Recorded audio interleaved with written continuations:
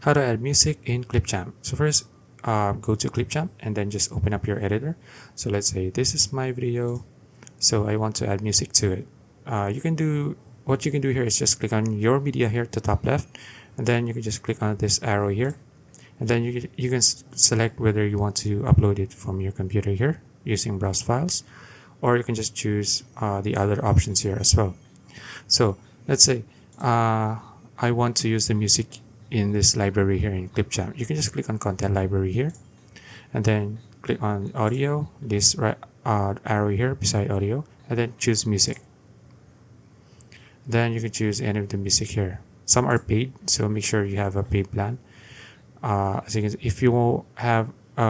if they have a diamond here icon, that means this needs to have a paid plan. Okay, so these ones are free, so just click on add it to timeline, and then you can just play it here. Okay, so you can see, and that's it. If you found this video useful, please like and subscribe for videos like this. See you in the next one.